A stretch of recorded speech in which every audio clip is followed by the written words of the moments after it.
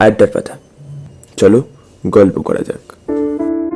আজ আমাদের আড্ডার পাতার প্রথম পল্লবী ষষ্ঠীপদ চট্টোপাধ্যায়ের লেখা গল্প জোড়াখুনের তদন্ত, যা পৃথ্বীরাজ সেনের সম্পাদিত শতবর্ষের গোয়েন্দা সংকলন থেকে নেওয়া হয়েছে।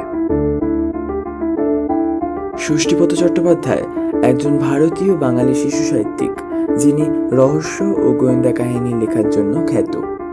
জন্মগ্রহণ করেন 9 মার্চ 1941 খ্রিস্টাব্দে এবং পরলোক গমন করেন 3 মার্চ 2023 খ্রিস্টাব্দে। চলুন গল্প শুরু করা যাক।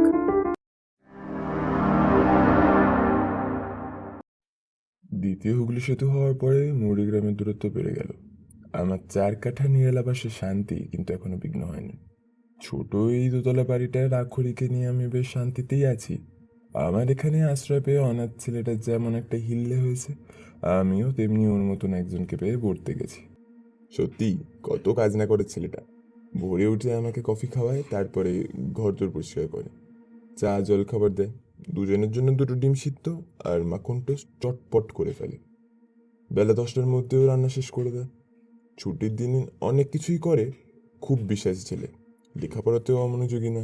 গল্পের বই পেলে তো হয়েই গেল। সবচেয়ে বেশি নজর দেয় আমার শরীরটার দিকে। এক এক সময় মনে হয় ছেলেটি কি গত জন্মে আমার কেউ ছিল। রোজকার মতো আজও সকালে উঠে বাগান পরিষ্কার করছি। নানা রকম ফুল গাছে আমার সাজানো বাগান। বাগানে এক কোণে একটা শ্বেতরঙ্গনের গাছ ফুলে ফলে ভরে আছে। আমি যখন সেই গাছটার কাছাকাছি এসেছি, এমন সময় পেছন থেকে রাখরি ডাকলো। দাদাবাবু, কি ব্যাপার রাখরি? এক দিদিমণি আপনার সঙ্গে দেখা করতে এসছেন।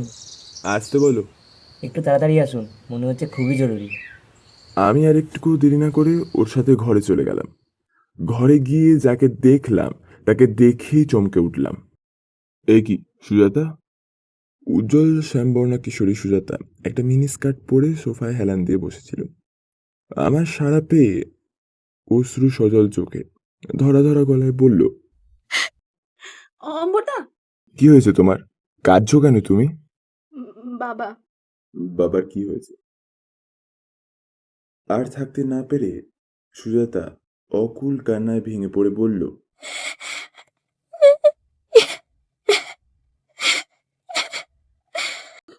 বাবা নেই। সে কি, দয়াময় নেই? না, আজ সকালে ঘুম থেকে উঠে দেখি বাবা আর চোখ মেলে তাকাচ্ছে না। কত ডাকলাম বাবাকে, বাবুয়া কত কাঁদলো বাবা বাবা করে, কিন্তু বাবা সাড়া দিলেন না। তারপর? তারপর আর কি, পাড়ার লোকেরা গিয়ে ডাক্তার ডেকে আনলেন। ডাক্তারবাবু এসে বাবাকে দেখেই বললেন বাবা নেই, ডেথ সার্টিফিকেটও দিলেন না। বললেন বাবার মৃত্যুটা নাকি স্বাভাবিক নয়, পুলিশ কেসের ব্যাপার এটা। তার মানে? আমি একটুক্ষণ চুপ করে বললাম, বাড়িতে কে আছে এখন? বাবুয়া আছে বাবার মরদেহের কাছে, আর আছে পাড়ার লোকজন। চলো, আমিও যাচ্ছি তোমার সঙ্গে। সুজাতা আবার কাঁদতে শুরু করলো। কাঁদুক, কাঁদলে মন হালকা হয়। আমি পোশাক পরিবর্তন করে থানা একটা ফোন করলাম। তারপর সদ্য কেনা স্কুটিটা বের করে ওকে বললাম, বসো। আমি হেঁটেই যেতে পারবো। পারলেও যেও না, আমাকে শক্ত করে ধরে বসো। এখনই পৌঁছে যাব। এটা থাকতে হাঁটবে কেন? সুজাতা বসলে আমি ওকে নিয়ে ওদের বাড়ি এলাম। পুলিশ তখনও আসেনি। বাড়িতে ঢুকতেই যে ঘরে দয়াময় থাকতেন সেই ঘরে আগে গেলাম।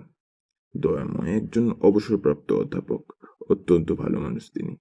কয়েক বছর হলো স্ত্রী মারা গেছেন। আমার কাছে আসতেনও মাঝে মাঝে। আমার বাগানে শ্বেতরঙ্গনের গাছটা ওটা ওরই দেওয়া। সেই দয়াময় নেই, এ কি ভাবা যায়? আর 2-4 বছর পরে মেয়েকে বিয়ে দেবেন, ছেলেকে ভালো করে লেখাপড়া শেখাবেন, কত স্বপ্ন ছিল। এখন সংসারটাই ভেসে গেল। আমি ভালোভাবে মৃতদেহ পরীক্ষা করতে গিয়ে হঠাৎ পায়ের বুড়ো আঙ্গুলের মাথায় একটা সূচ অথবা পিন বেঁধার মতো দাগ দেখতে পেলাম। সেখানটায় এমন ভাবে রক্ত জমে আছে যে খুব ভালোভাবে লক্ষ্য না করলে বোঝা যাবে না। যে ডাক্তার এখানে এসেছিলেন তিনি খুবই অভিজ্ঞ বলতে হবে, না হলে অন্য কেউ হলে হয়তো হার্ট অ্যাটাক হয়েছে বলেই ডেথ সার্টিফিকেট দিয়ে রেখে দিতেন। আমি সুজাতাকে বললাম, তোমরা কোন ঘরে শো? সুজাতা ওদের ঘর দেখিয়ে দিল। যে ঘরে মা শুতেন সেই ঘরে সুজাতা ও বাবু আসে। পাশের ঘরে দয়াময়। শোয়ার সময় দু ঘরেরই দরজা খোলা থাকে, বন্ধ থাকে শুধু বাইরের দরজাটা। তাই তাহলে কোন পথে এসেছিল? আমি সুজাতাকে বললাম, দু ঘরের দরজা খোলা থাকলেও বাইরের দরজাটা বন্ধ ছিল তো? সুজাতা বলল, হ্যাঁ, আমি নিজের হাতেই বন্ধ করেছিলাম। তাহলে আমি এবার ঘরের মেঝে আততায়ীর পায়ের ছাপ লক্ষ্য করতে লাগলাম, কিন্তু না, সেসবের কোনো বালাই নেই। তার অদ্ভুত রকমের একটা চাপটা দাগ ঘরময় চলে বেরিয়েছে। সেটা জানালার কাছে ঘরের মেঝে সর্বত্র বিচরণ করছে। এমনকি সুজাতার ঘরেও ঢুকেছিল সেটা। সেটা না জুতোর দাগ আর না পায়ে। একটু পরেই নতুন ইন্সপেক্টর পুলিশ নিয়ে ভেতরে ঢুকে সবকিছু লিখে ঠিকে মৃতদেহকে মর্গে পাঠিয়ে দেয়। আমি পুলিশকে তাদের কাজ করতে দিয়ে ডাক্তারবাবুর কাছে গেলাম। ডাক্তারবাবুর নাম অনাদি সামন্ত, বয়স তরুণ। উনি তখন কয়েকজন রোগীকে যত্ন করে দেখছিলেন। আমি গিয়ে পরিচয় দিয়ে দয়াময়ের নাম করতেই উনি বললেন, ওই ভদ্রলোকের ডেথ সার্টিফিকেট আমার পক্ষে দেওয়া সম্ভব নয়, কারণ ওই ভদ্রলোককে বেশ ঠান্ডা মাথায় এবং পরিকল্পিতভাবে খুনটা করা হয়েছে। আমি এসেছি আপনার কাছে অন্য কারণে, ডেথ সার্টিফিকেট চাইতে নয়। আপনি ওটাকে খুন কেন বলছেন? ওর পায়ের কাজটা লক্ষ্য করবেন, তাহলেই বুঝতে পারবেন আমার অনুমান ঠিক কিনা। তাহলে আপনি বলতে চান কোনো সুচ অথবা আলপিনের মুখে মারাত্মক বিষ প্রয়োগ করে মৃত্যু ঘটানো হয়েছে ভদ্রলোকের? স্ট্রেঞ্জ। আমি নীরবে সেখান থেকে আবার চলে এলাম সুজাতার বাড়িতে। কি চতুর খুনি!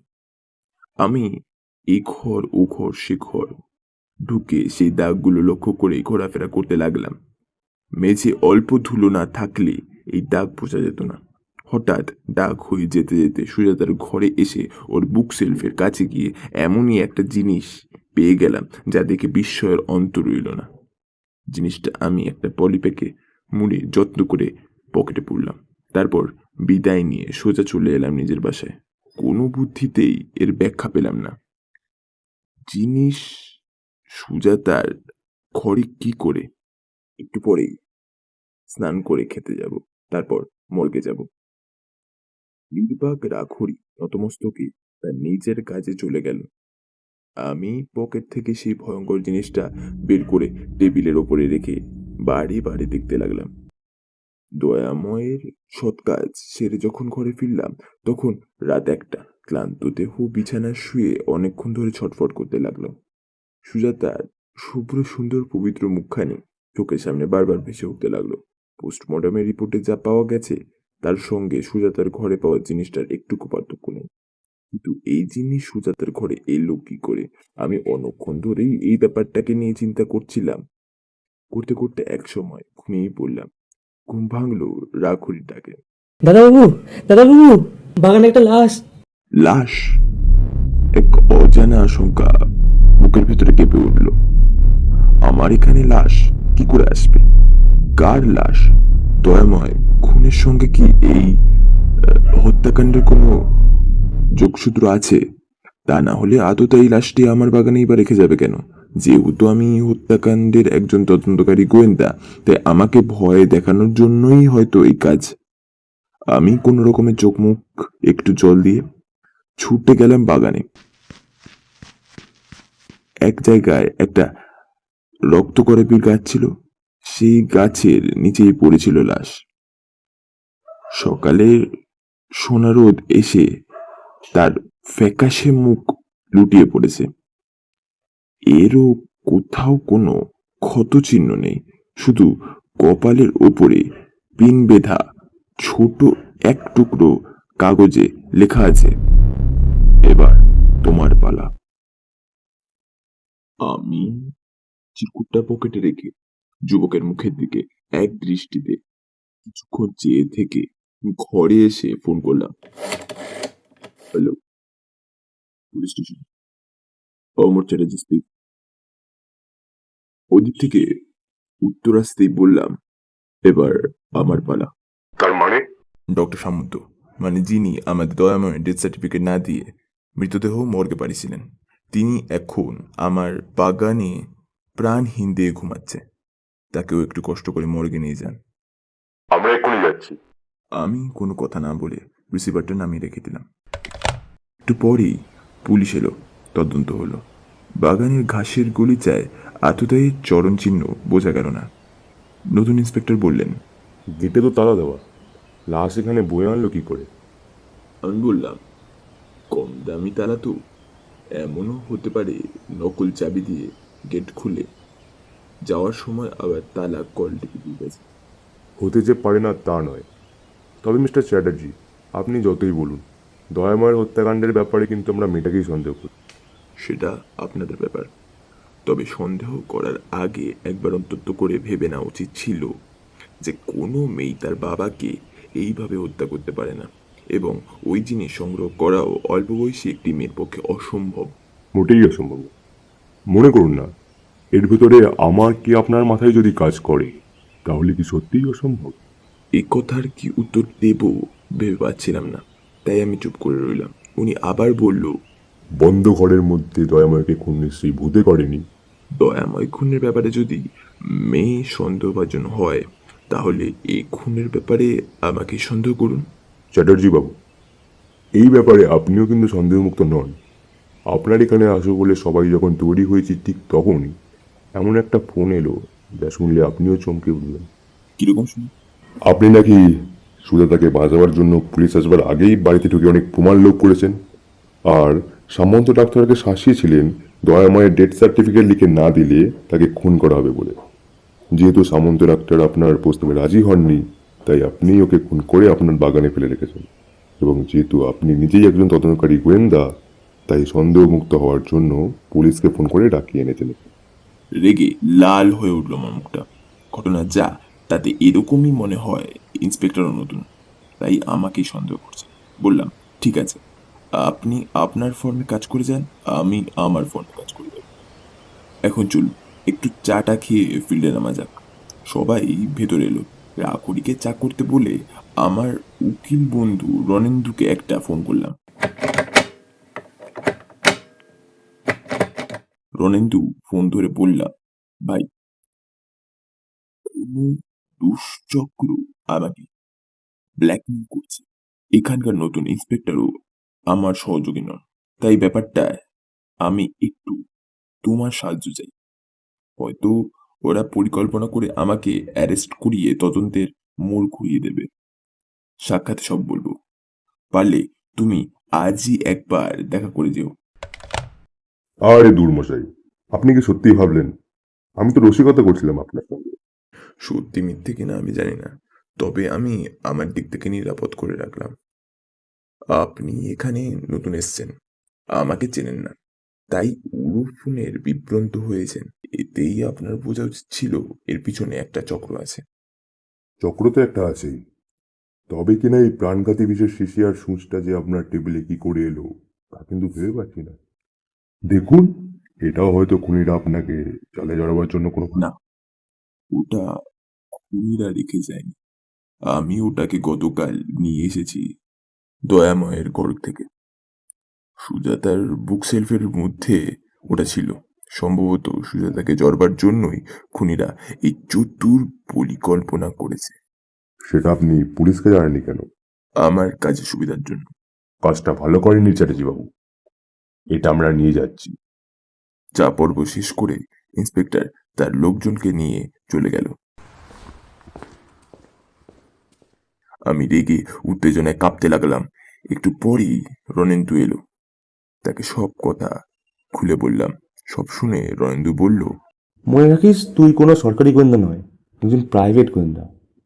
তোকে এরা নানাভাবে ফাঁসাতে পারে। যাই হোক, আমি ওপর মহলে যোগাযোগ করছি তোর ব্যাপারে। তুই শুধু জেনে রাখ, ওই ইন্সপেক্টর তোর কিছু করতে পারবে না।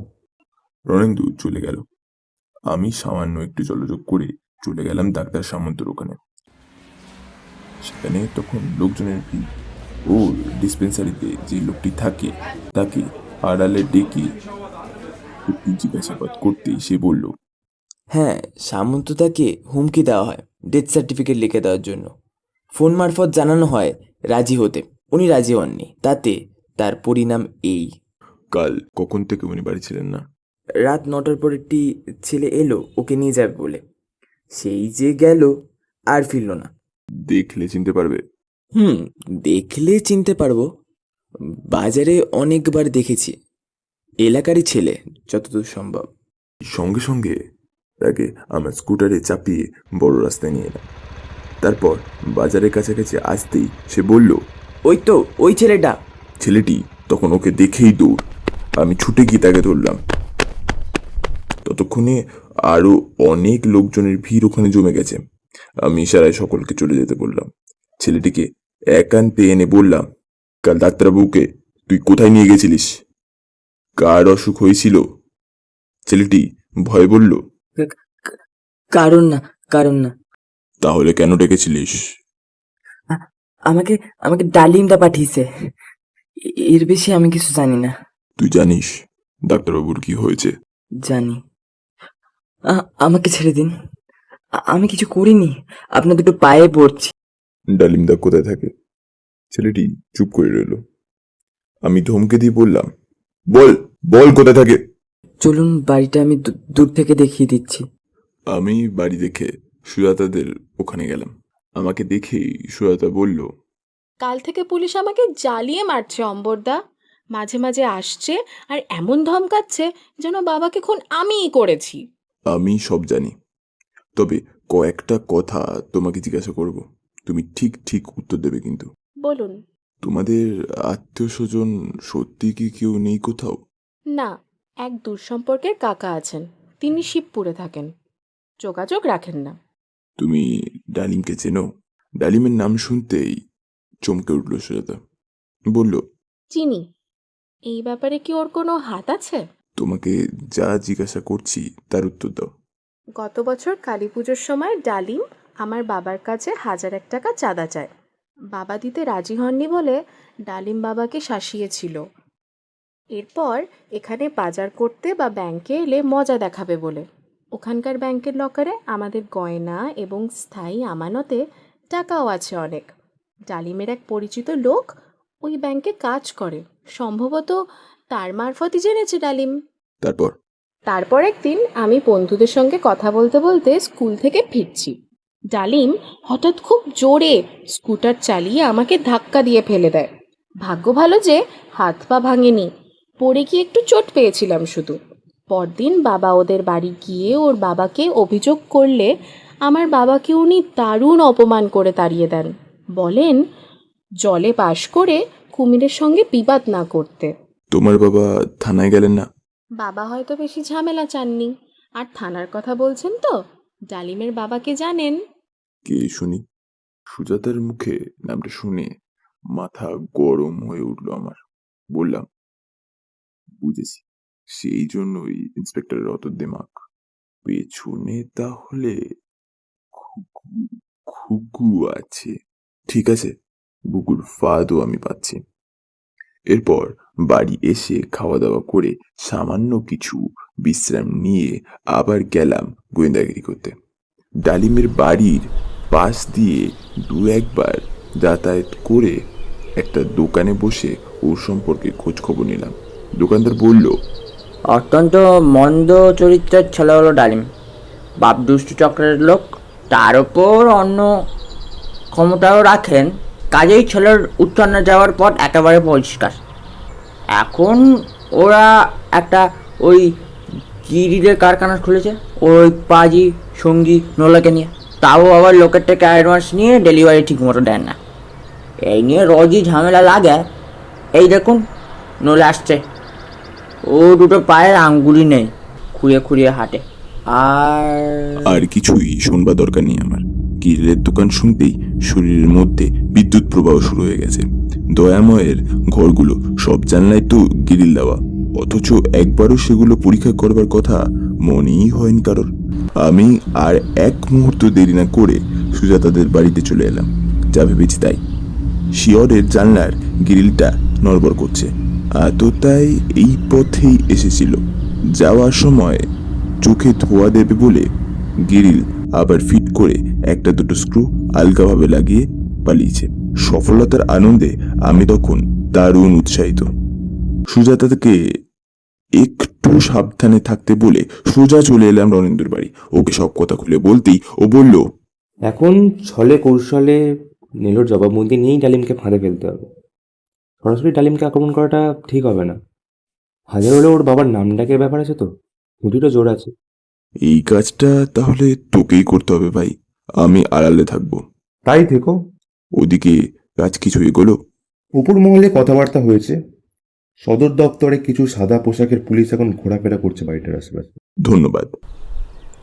আমি রণেন্দুকে নিয়ে ডালিমের দোকানে এলাম। সুন্দর ছিপচেপে চেহারার ডালিম কিসের যেন হিসেব নিকেশ করছিল, আর নীলো বাইরে রাস্তায় গ্রিলের পেটি নাড়াচাড়া করছিল।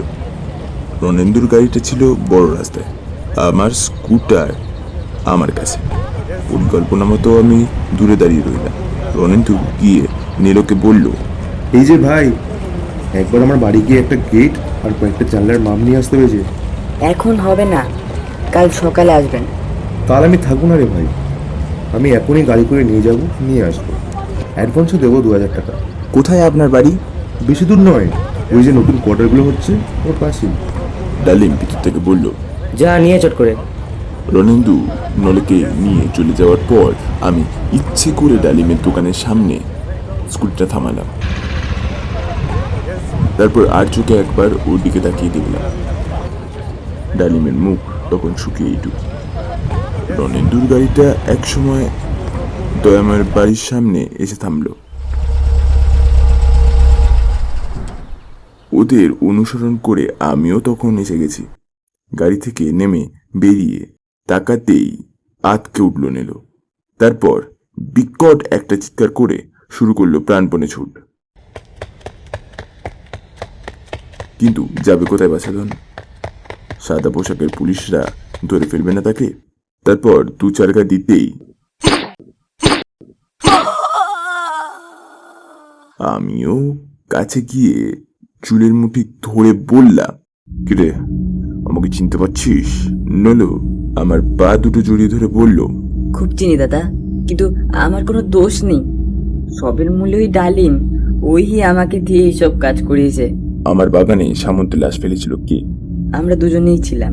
গ্রিল খুলে ঘরের ভিতর ঢুকেছিল কে? আগে আমি। ডালিম বলেছিল পায়ে ন্যাকড়া বেঁধে পাতার ওপর দিয়ে ভরে চলতে, যাতে ছাপ না পড়ে। কাজ হয়ে গেলে মেয়েটার ঘরে বিশেষ শিশিটা আর ওই সুচটা আস্তে করে রেখে দিতে। সেই মতনই কাজ করেছিলাম। দয়াময়কে খুন করা হলো কেন? ডালিম প্রতিশোধ নেবে বলছিল তাই। তাছাড়া বাবাকে মেরে মেয়েকে শিক্ষা দেওয়ার ইচ্ছা ছিল ওর, কেননা মেয়েটা প্রায়ই ওকে অপমান করত, এবং যেহেতু ডাক্তার সার্টিফিকেট দেননি তাই ওকেও সরিয়ে দেওয়া হলো। তা নীলবাবু, ডালিমের না হয় শাসালো বাবা আছে, কিন্তু তোমার কি হবে? নীলু আর কিছু বলার আগে জোরালো একটি শব্দের সঙ্গে চারদিকে ধোঁয়াশা হয়ে গেল। জোরে একটা বোমা ফাটলো। নীলু চিৎকার করে বসে পড়ল। ওর পায়ে এক টুকরো লেগেছে। ভাগ্য দূর থেকে ছুটেছিল, না হলে আমরা সবাই জখম হতাম। ঘটনাটি এমনই আকস্মিক যে পুলিশে হতো চোখে। আমি তারই মধ্যে স্কুটারটা নিয়ে ধাওয়া করলাম সেই শয়তানকে।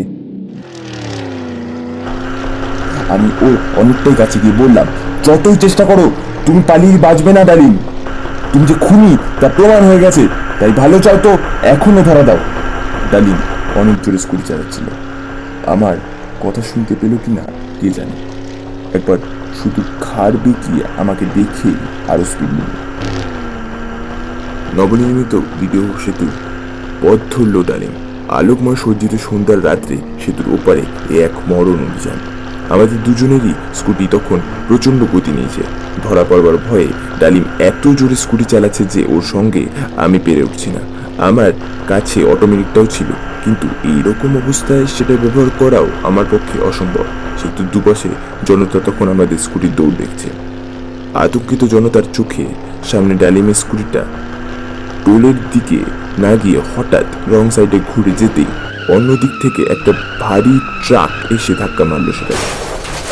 স্কুটিটা ছিটকে পড়লো কয়েক হাত দূরে, আর ডালিম তার প্রাণহীন দেহটা ব্রিজের ওপর থেকে গিয়ে পড়ল শালিমার হাইড্রার একটা ধবমান মালগাড়ির মাথা।